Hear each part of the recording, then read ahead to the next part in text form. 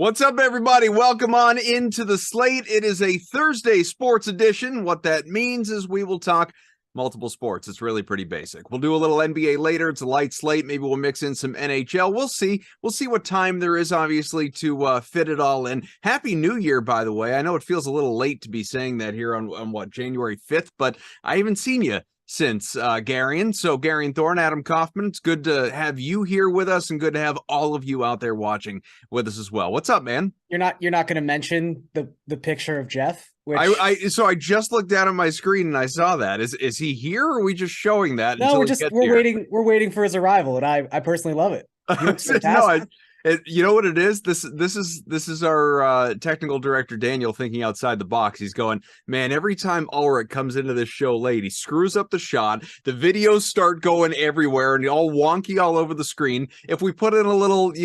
follically challenged placeholder, then we'll be in good shape. Yeah, we really could have got one with a hat on. He's been wearing a Santa hat for the better part of the last 3 weeks, based on the videos I've seen. So. Well, man, either way, I still love it. Christmas, I guess. It's okay. I mean, we just took our tree down the other day. It's all right to wait those things out a little bit. I would, you know what? It's funny. I went into our elevator in my apartment a couple days ago, and you could tell it was tree moving day because there were 1,000 pine needles on the bottom of that thing. Poor time having to clean that stuff up. So it's the worst. I refuse. I leave it all over the floor and figure that it's gonna take care of itself at some point, which maybe it will. All right, let's get to actual news and very good news. And there's in part, maybe the show would have a different tone otherwise. I have to imagine it would.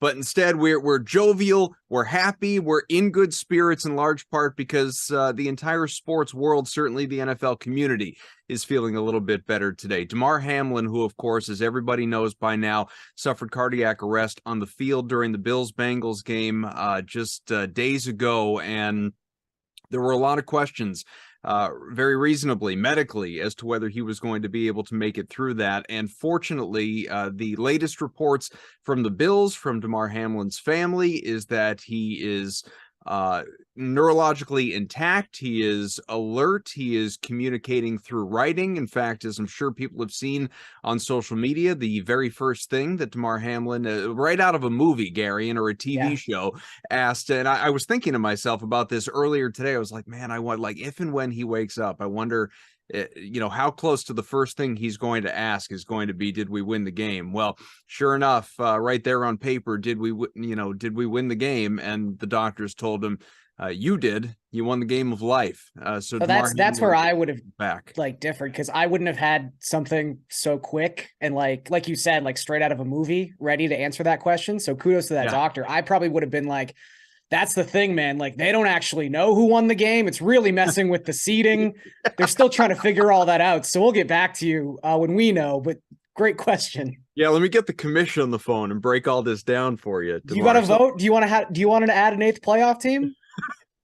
What a mess, which we will get into in just a second. But it's been really nice hearing from, because obviously a number of teams didn't meet with the media yesterday, just sort of out of respect still for the entire situation. Even teams that were not involved, like the Patriots, who are, I guess, involved in a periphery sense because they are the next opponent for the Buffalo Bills, didn't do media availability yesterday, just as the Bills didn't do media availability yesterday. But many have spoken today, both sides of that game. Bengals players and coaches have spoken today as well.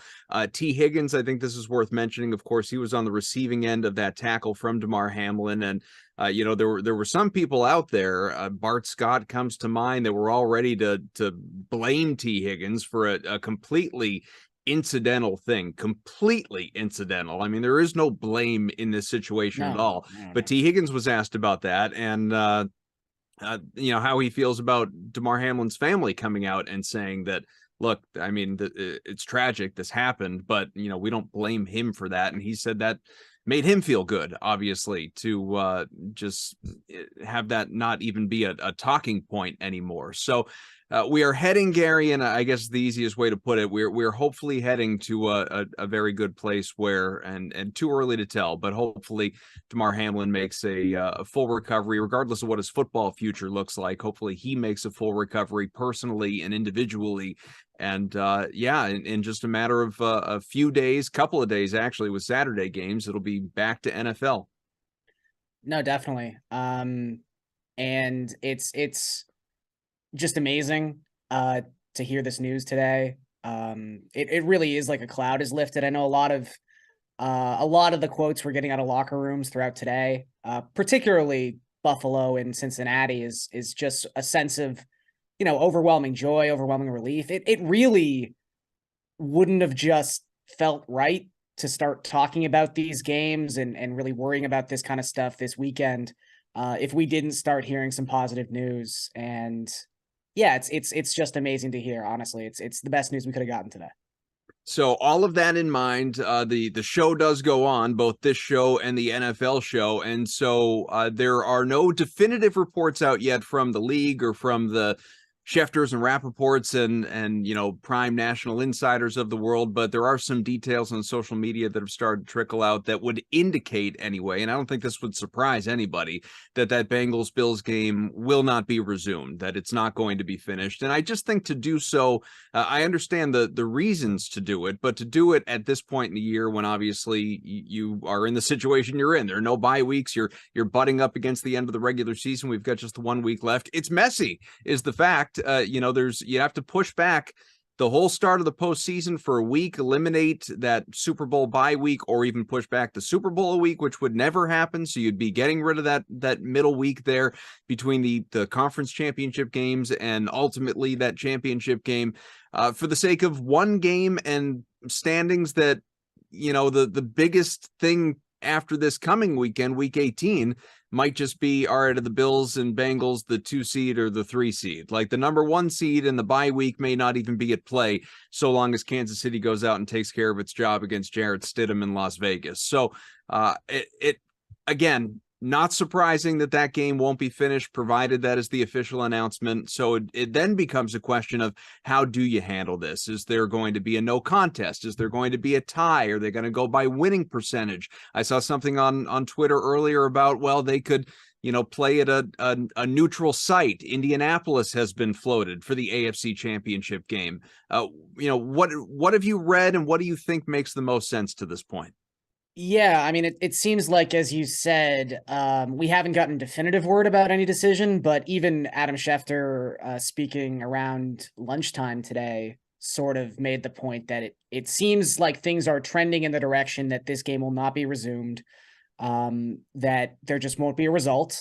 And if that's the case, I really think the simplest way to do this is just play out week 18 and then go base your seeding order upon winning percentage. I think when you start getting beyond that, it gets needlessly complex. I mean, yes, it would be somewhat of a competitive disadvantage that the Bills did not get a chance to win that game and therefore could not catch the Chiefs for the number 1 seed if the Chiefs do beat the Raiders, and they're pretty heavily favored to do so.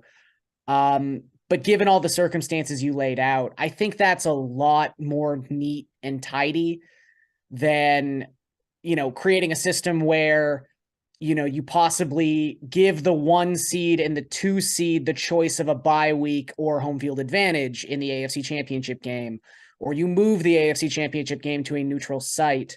Or, again, I don't think an 8th team is actually going to happen. I think that's just one of those things that's been sort of just floated today by some people on Twitter. But, even, DeMarcus Smith came out and was sort of saying, like, we being the NFLPA would need certain, amendments by the NFL, in particular, other labor disagreements, for something like that to work, because you would essentially be adding an extra game to the NFL playoffs, which would benefit the NFL and would not benefit the NFLPA based upon revenue sharing. So it just seems like things get a little too complex to figure out if you're going to go any other route than just let's use winning percentage. And I think that's, at the end of the day, that's probably the most fair way to do it. And it's the simplest. So it seems like the most obvious answer to me. It really is just, if we're removing like the human end of things and everything that is obviously surrounded Damar Hamlin and his future and the Bills' emotional state and all of that, like just taking all of that out of the equation for a second, purely talking about the sport and the timing of the year and the impact. This is all so incredibly unprecedented that I just find it fascinating. Not unlike obviously coming out of, you know, the resumption of sports in the early on in the pandemic, when it was, you know, sort of rewriting the rules on the fly a little bit. I just find it really interesting and seeing how obviously all of this ultimately plays out. But what we do know, we've got the 2 games this weekend on Saturday before obviously a more full Sunday. And that Bills Patriots game, by the way, as far as we know, is staying on Sunday and staying on Sunday at 1:00. There were the questions as to, again, when things were a little more uncertain with Damar Hamlin, could that game end up moving to later Sunday or Monday afternoon or whatever it may be? Looks like everything is status quo for this weekend in terms of scheduling. So the Chiefs and Raiders, we're going to learn a lot, obviously, Gary, and when it comes to that game, one way or the other. That's the very first one of the weekend, 4:30 on Saturday Eastern time in the afternoon. 9-point favorites, the Chiefs in Vegas, as you alluded to, and then obviously the nightcap, the Titans and Jaguars, which is an important game in its own right. But let's talk about that first one. What are the expectations for this? Is it gonna, you know, Kansas City just gonna roll? Yeah, I think so. I mean, you've got a Raiders team that has been struggling defensively for most of the season, if we're being honest. They've really cycled through some players and have, you know, are really in a transitional period as a defense, and you tack on some injuries. You would just think that this is a game the Chiefs can win pretty handily, especially a motivated Chiefs team. And I think that's sometimes a question mark we have with Kansas City is, of all the football teams we have, they are probably the one that I would say plays with their food the most. They're the one who you're watching Red Zone and you're like, how are they not beating this team by like 21 already? And Patrick Mahomes is throwing little backwards flip passes behind his back. And you're like, okay, yeah, they're just kind of experimenting with stuff today. So I think they're motivated to win this game. I think they will win this game. I think they'll win it pretty handily. And though Jared Stidham did look better than we could have ever anticipated against San Francisco last week, I didn't see anything that was like life-changing or really would make me think that Jared Stidham is suddenly an NFL starting caliber quarterback. I just think the Chiefs roll in this one, to be perfectly honest. I just want to mention that even when we put in our Ulrich placeholder photo earlier, he still comes in, all the video goes wonky and everything's all over the place. We're looking at him just, you know, readjusting in his chair. You're out of the picture talking somewhere. I mean, honestly, Moose, have a little respect for the program. You done? I mean, I think I mean, Garion was fine. Everything, no one even noticed, and you just that's not you're ruining the show. No, maybe you didn't notice. I was watching the video feed going nuts. Yeah, it was entertaining. People were entertained by me fixing my collar, and I was just trying to add some value to the show. You've ruined it again just by, you know, opening your mouth, which isn't shocking, but that's a happy new year from Jeff. You guys celebrate that, right? Happy New Year, Jeff. The changing of the calendar, yes. Canadians celebrate that. Yeah, you know, you never really. I don't even associate you with the same, because you're Gary, and you're like just kind of north of me. Jeff is way off west somewhere, and I feel like they operate by different rules. Moose, tell me, what are your expectations for this first game on Saturday? Garion believes that the Chiefs are going to easily cruise to the number 1 seed in the AFC. You agree? I mean, yeah, my expectations are, I hope this game's over really quickly, and it probably will be. The Chiefs now, obviously, probably going to be playing for the number 1 seed. Which is whatever. I mean, like it just is what it is. But I mean, I feel like the Raiders Super Bowl was kind of last week. You know, they got this big shot. They almost got this big shock win. You know, maybe the coach looks a little bit smarter for giving Jared Stidham a chance. I don't know. I really doubt we're going to get a similar thing happening this week. The Chiefs are just too smart. They know the situation. I don't know if they're going to cover. I wouldn't take. I mean, the Chiefs being under -10 is actually kind of interesting. They're typically not a team I ever target when they have a big spread. But really would not shock me if we just saw a really kind of just plain and simple, like 30-14 kind of game. And the Chiefs just got ahead and the game just kind of ran out from there. So that's kind of what I'm expecting. I think that's probably what you're going to get. Is there anything interesting about this game then to you guys? If really, this is to me like one of the least interesting games on the slate, because I just don't think it's going to be competitive. And there's really we saw Stidham last week. There's really nothing else for me to say here except just hopefully no one on the Chiefs get injured and they're at full power for the playoffs. I don't know. Maybe Garion has another angle, but this is to me is just I just hope this game ends quickly. Yeah, I mean, really, the only thing from a futures or Super Bowl perspective that I'd be looking at this game is just it seems like Mecole Hardman's going to be back for this one. He was activated to return off the IR a couple days ago. He's questionable for this game. Has a pelvis designation. Gotta say, I've been doing injury stuff all season. I think that's the first pelvis injury designation I've seen all year. So kudos to him. But yeah, just, how many snaps does Hardman play? Does he look like he's at 100%? Is he hitting his top speed? How's he breaking out of his routes? That's some really small, minute stuff you could be watching for, because at this point we're looking at a Chiefs team that's pretty close to full health, which is saying something for this time of year. The Bengals too, actually really healthy. I mean, when you just kind of start stacking up injury reports of teams who are looking to go into the playoffs, those two really stand out as just exceedingly clean, which, health is obviously one of the biggest factors in this when we start thinking about who's going to win the Super Bowl. So there's from a DFS standpoint, and obviously you guys were talking about, the DraftKings Sportsbook and the fact that it's not a 10-point spread, it's 9. A lot of points are projected to be scored in this game.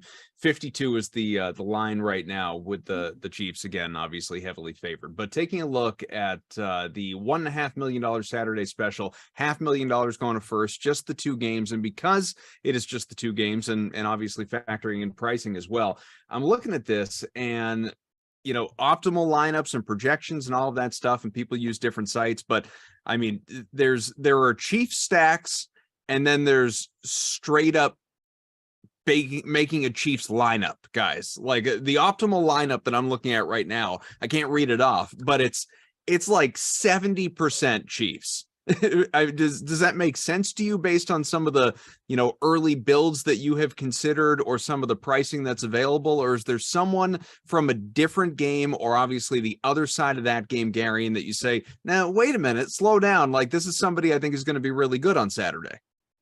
I mean, a full out Chief stack is just scary in the sense that aside from Travis Kelce, there really isn't that major secondary hub of targets. I mean, Juju Smith-Schuster is probably that guy, but generally speaking, Patrick Mahomes spreads the ball out quite a bit. So I wouldn't be looking to put 5 Chiefs into a lineup. I think there's a relatively reasonable case to make that you bring back a Chiefs stack with some Raiders, just thinking that's going to be a pretty high scoring game. But at the same time, these are 4 defenses that, particularly when it comes to defending the pass, are really bad, among the 7 or 8 worst pass defenses in football, statistically at the very least. Trevor Lawrence is questionable for the 17th consecutive week. He's going to play. I think he's in a great spot against the Titans. I mean, I could really see, Jacksonville being, I wouldn't think they'd be contrarian on a 4-game slate, but if everyone's really going to invest that heavily into the Chiefs, I'm perfectly fine kind of pivoting the opposite direction and just going with the Jacksonville Jaguars, who have shown with Trevor Lawrence playing at the capacity he's been playing at lately, that he can have a pretty good game. And there shouldn't be weather impact in this contest. So he won't have to deal with the elements like he did in week 16 against the Jets. Highly motivated to win. So I think game script isn't going to really be that much of a worry unless things get incredibly lopsided. But I think the difference between Jacksonville and Kansas City in terms of just top end offensive output is probably not as big as some of those projections you're talking about would suggest.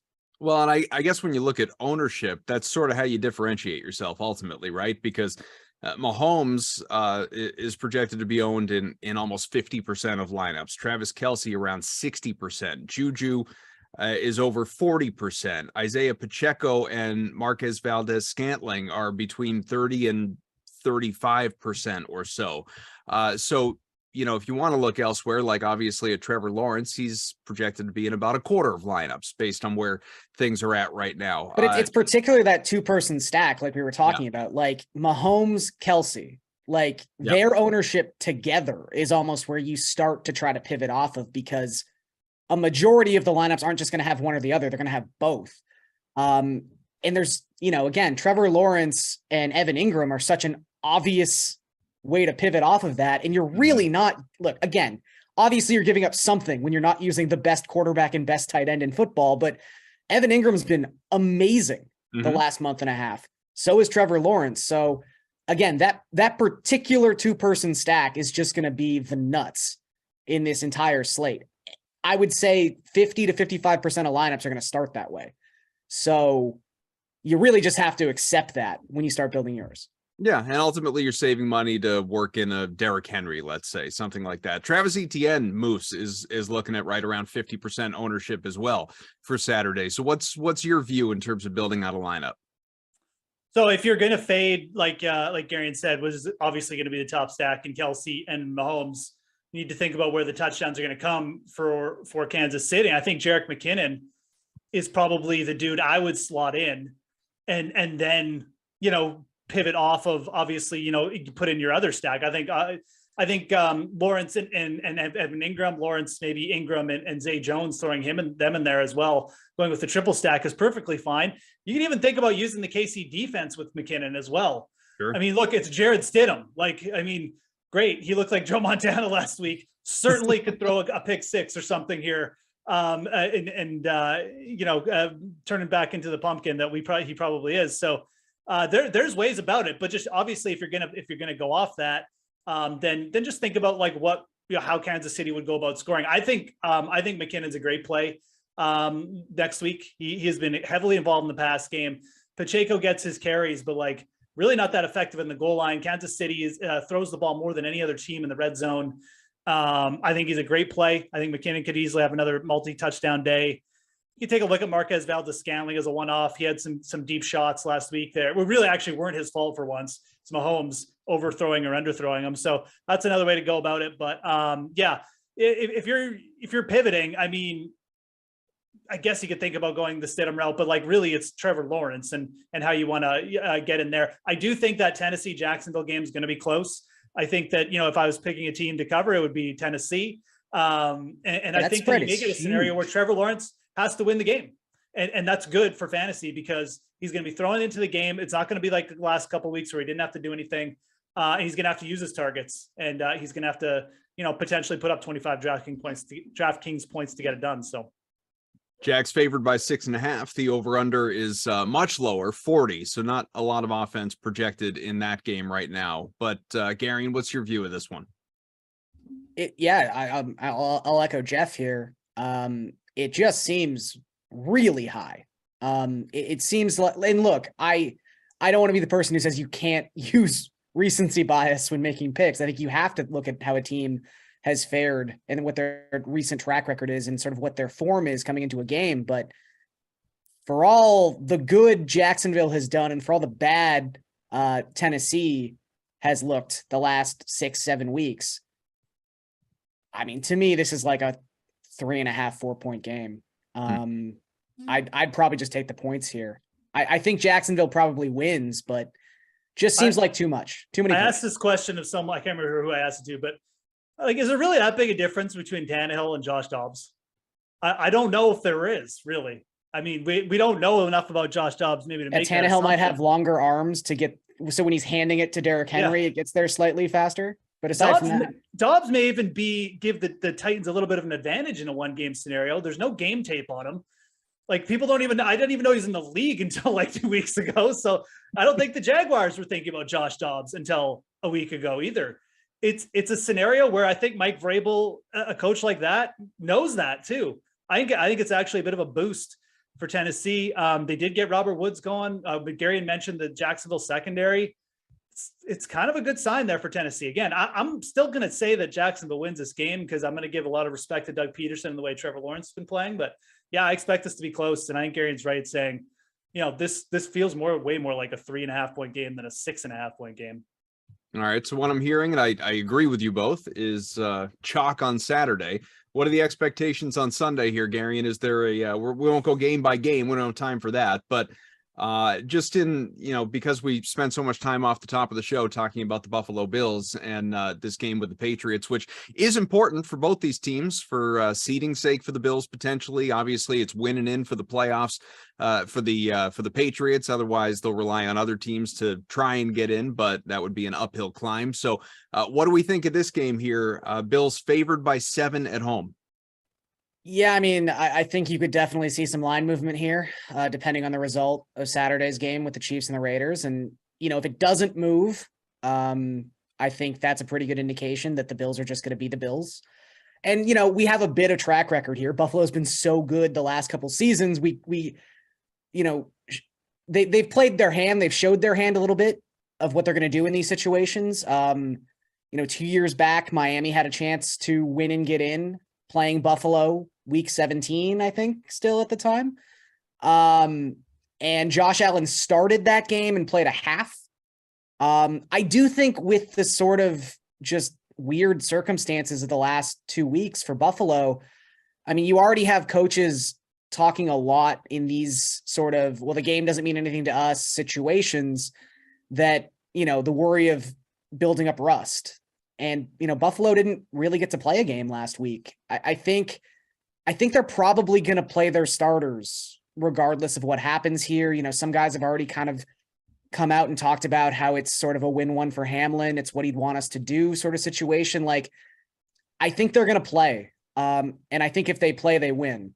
So I have no problem taking Buffalo. I don't even really have a problem taking the -7. I would say of the AFC playoff picture games, the Jets getting 2.5 points in Miami, I think I'm just going to take the Jets. I mean, we've kind of seen this game already. Skylar Thompson / Teddy Bridgewater for a play played the Jets in New York. I think it was week 6 of the season. And the Jets rolled in that game. And obviously the score was far more lopsided by the end than the actual script of the game. It got a little out of hand in the fourth quarter. But the Jets defense is by far the best unit in this game if the Dolphins don't have a quarterback. And if Teron Armstead doesn't play. And he also missed that game against the Jets in week 6. I just don't think Miami deserves to be favored at this current juncture if a 25-year-old man named Skyler is their quarterback. So I would say Jets +2.5 is something I'm really staring down. I will also say betting on the Dolphins to not make the playoffs has been a very lucrative investment for me the past couple seasons. So if you want to follow my lead on that one. It's always good to emotionally hedge, Gary. Yeah. It's smart. I was going to say it's coming from a Dolphins fan. Go ahead, Jeff. Yeah, the Dolphins are just a team that I haven't been betting on them lately. I've just kind of been watching from afar. It's almost just like watching a train wreck, unfortunately, because things have been unraveling fast. And it's weird how they've unraveled. Like, it doesn't really feel like they've done anything wrong. It's just, Gary could probably speak to things they've done wrong more than me. But anyways, I'm just need a quarterback that doesn't break. They should really get into one of those. That's a start. Dude, the Bills Maybe you'll get Brady next year. He stays on the field. They tried that once. It cost us a first-round pick. It could still happen. So, yeah, look, the Bills are going to win by 30 this week. I mean, I think this is a situation where everyone's going to be happy to be back on the field. A little bit hopeful, fingers crossed, obviously, but I really do think that this is a spot where you can throw some things out the window. This is just going to be a team that's going to be happy to be playing. I hope, again, this is all circumstantial and we're still taking this day by day. And I'm not trying to make light out of the situation or anything like that. It's just, if things stay the way they are, I think you're going to have a group of players that are feeling good about just being back on the field. And sport is kind of good for that. So I'm going to be betting the Bills this week. I think that, as Gary said, I'd bet this up to like 8. I would. I don't think this is going to be particularly close. I think the Bills also do need to get in a game here. And I think that that's going to lead to just the coaching staff just letting these guys play. So, 7, absolutely, I'm going to take it. There's a couple other spots, though, that I like just as much or more. How about the Rams +6? What we're giving the Seahawks 6 points here at home? What is going on? Sean McVay, before he had to start John Wolford in like week 13, was 5-0 straight up against Pete Carroll in his last 5 meetings. He got Cam Akers averaging over 5 yards per carry. The Seahawks lost was it Jordan Brooks, their best linebacker, leading tackler, the guy who calls plays for them on defense last week. They're already terrible. This is I think Seattle's going to lose this outright. I really do. I know. And like, look, everyone's, they got everything to play for. Look what happened to the Colts the year. What happened the year before, Gary? And what team lost in 2020? The Dolphins lost to the backups of the Bills when they could have won the game. Look, you do not want to bet on the team that has the pressure on them. You want the team that's coming in with nothing. Baker Mayfield would love to put another notch in his belt. Sean McVay would love to knock Pete Carroll out of playoffs. +6?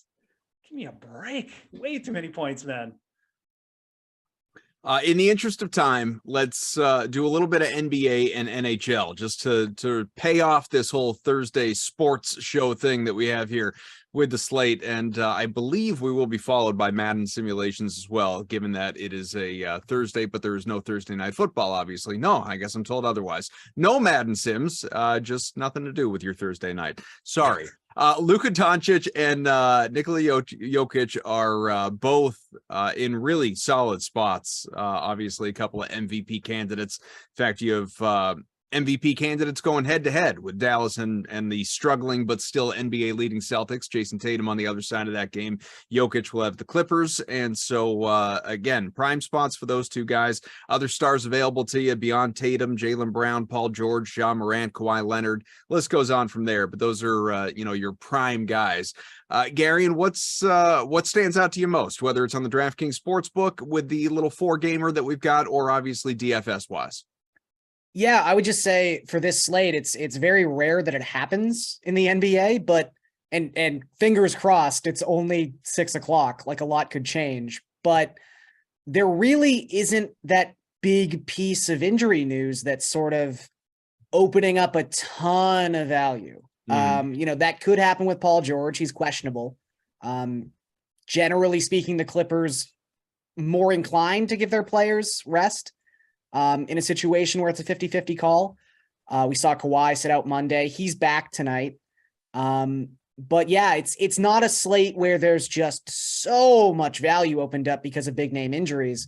Really, the only one we know definitively right now is Desmond Bane is not playing due to injury management tonight against the Magic. That's going to open up a lot of shots for someone like John Konchar, who's below 4K.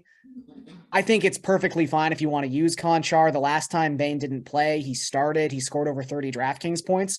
Just know that Konchar is going to be exceedingly popular. So this isn't a spot where you're sneaking up on anybody by using John Konchar. He's going to be widely used and in a lot of lineups. So that's just sort of the weirdness of this 4-game slate, is that we don't have a lot of value in injuries.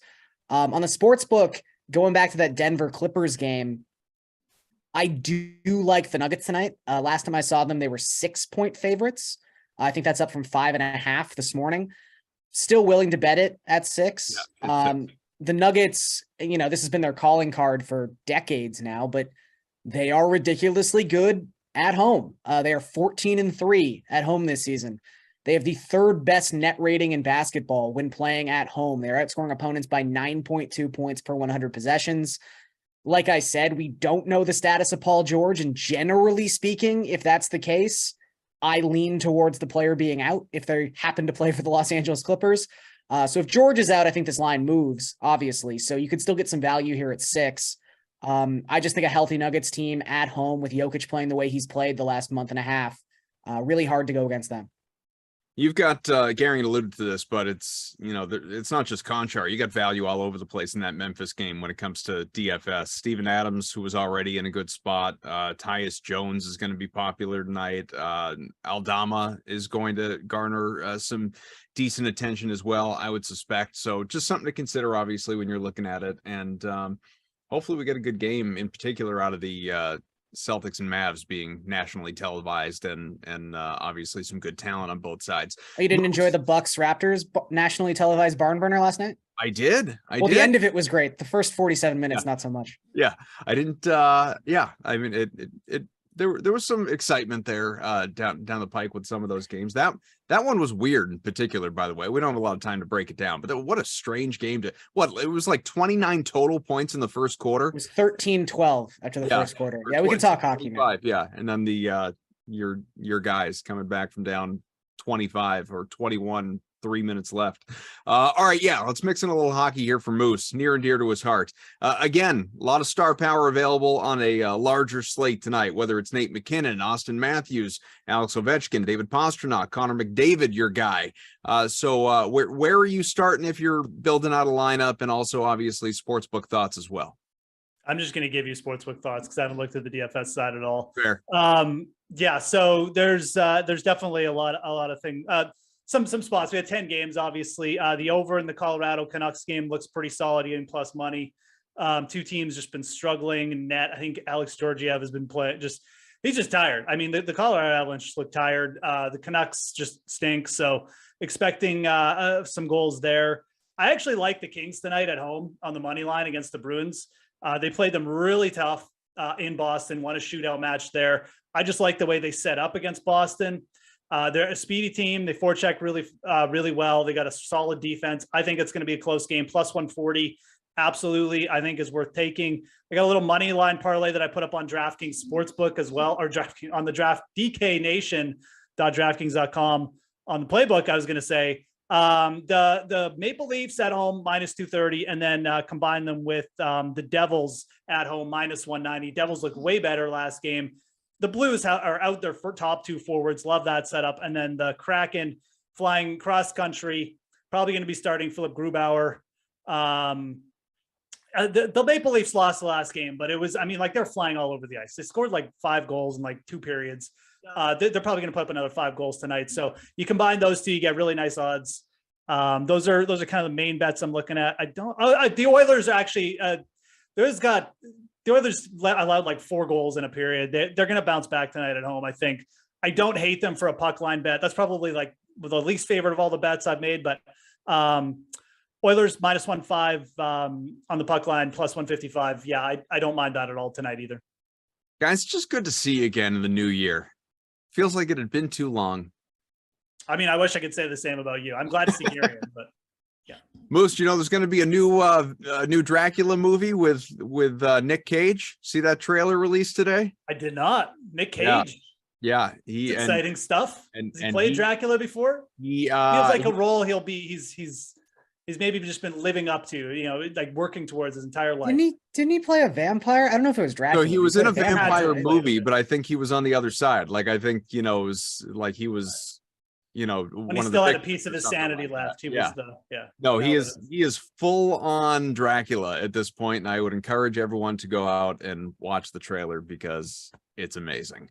I will be first in line. Okay, well, thank you to Eamon, our producer, Daniel, our technical director, who probably knew about this Dracula movie from the moment it was announced, and of course, Moose and Garion, we thank you as well for all of your insights. The Sweat will come at you 11 a.m. Eastern tomorrow, and of course, in the afternoon, you will have the Slate to further look ahead to the weekend and see what is in store, and see if there's anything else to be learned as far as what the NFL plans to do with respect to playoff seeding going into the weekend, because I hope they announce it going into the weekend and don't just react coming out, because that wouldn't go over too well. I'm Adam Kaufman. We'll see you later. Good night.